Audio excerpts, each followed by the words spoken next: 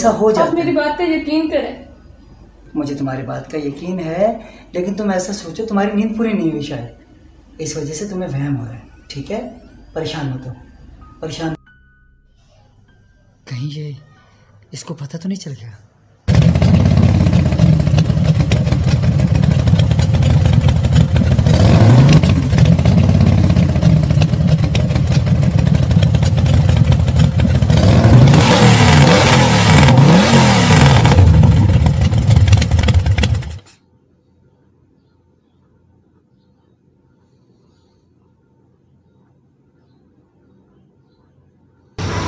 कहाँ रह गई यार? मैंने तुम्हें लोकेशन सेंड की, अभी तक पहुंची नहीं। आओ, तुम्हारे लिए एक सरप्राइज है। बस मैं आ रही हूँ, पहुँच रही हूँ मैं।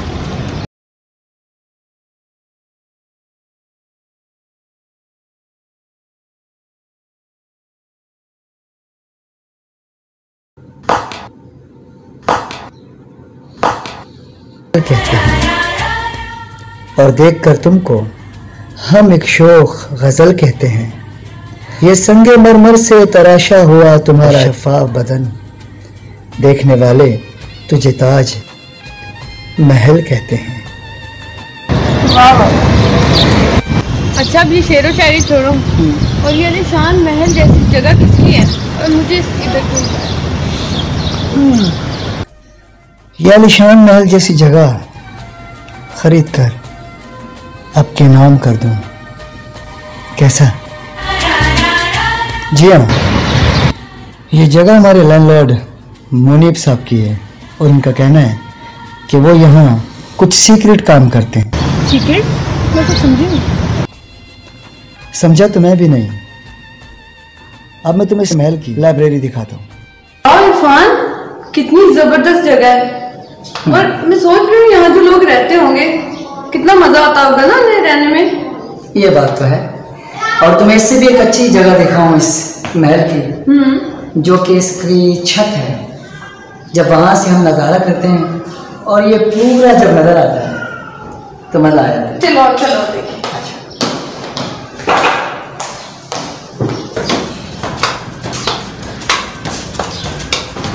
वाह,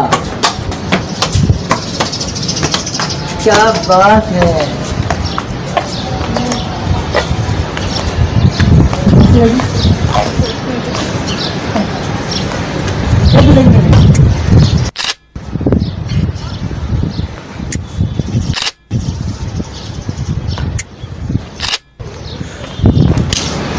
तुम्हें इस महल के बैकग्राउंड पे दिखाऊं क्या है? हाँ ना, चलो हम दिखाओ।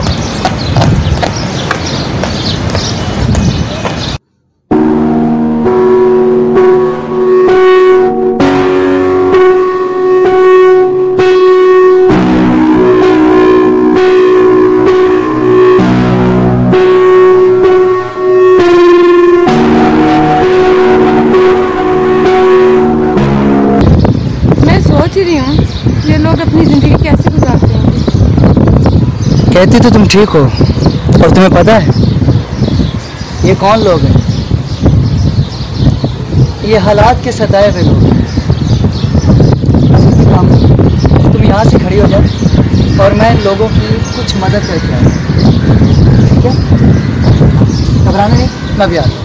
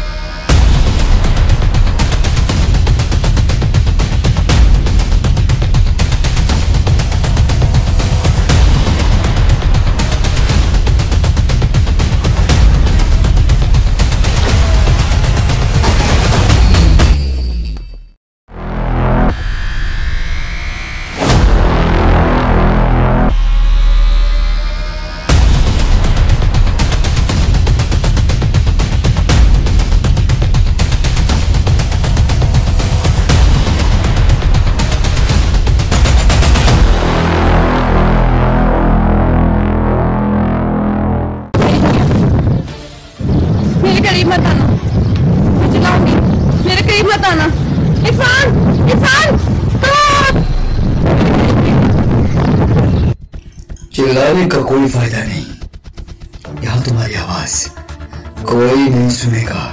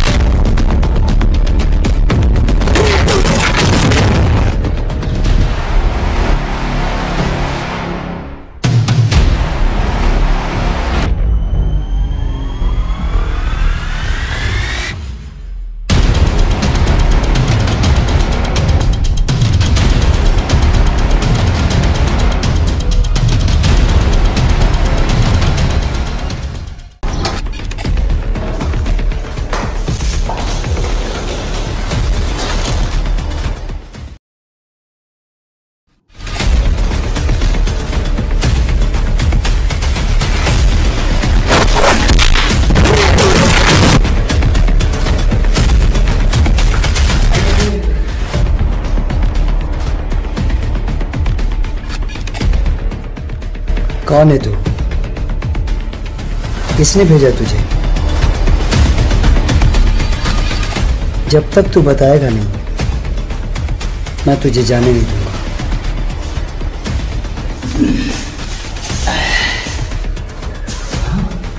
बोल, कौन है तू? बता बता। मारा नहीं, बस इतना कहूंगा कि जिस घर में तुम रह रहे हो वो घर छोड़ दो।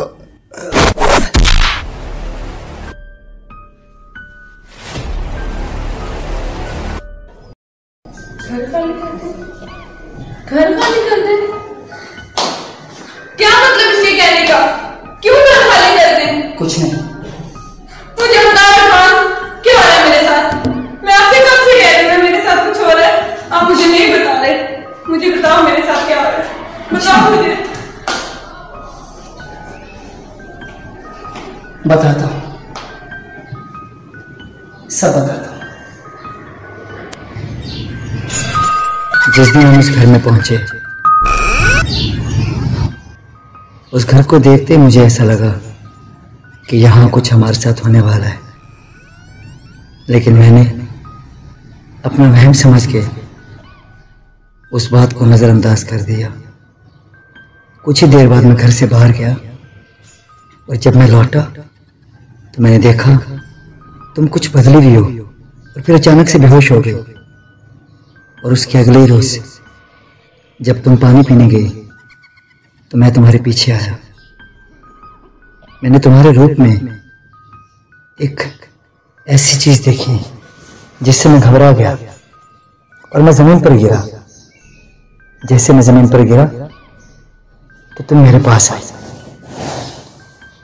और जब तुम मेरे पास आई तो वो मेरे सामने से गायब हो गई। और फिर उससे अगले रोज मेरा वहम मेरे सच में बदल गया।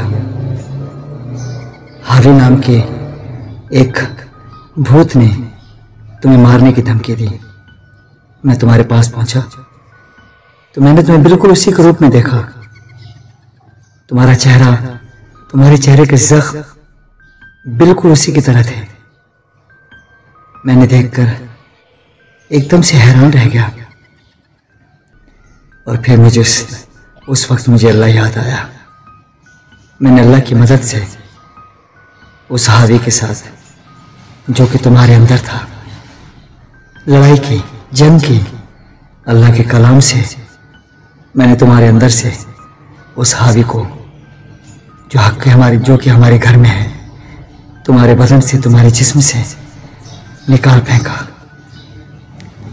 हाँ, और थोड़े दिनों बाद जिस दिन मुनीब हमारे घर पे आया, उसने तुम पर नजरें डाली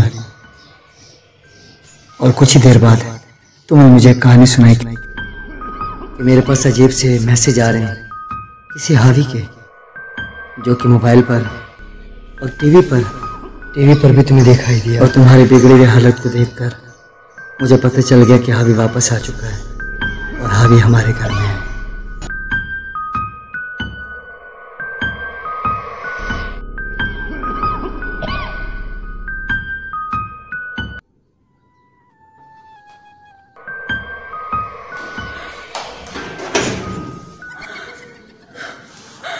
मेरे साथ इतना कुछ हो गया और आपने मुझे बताया नहीं।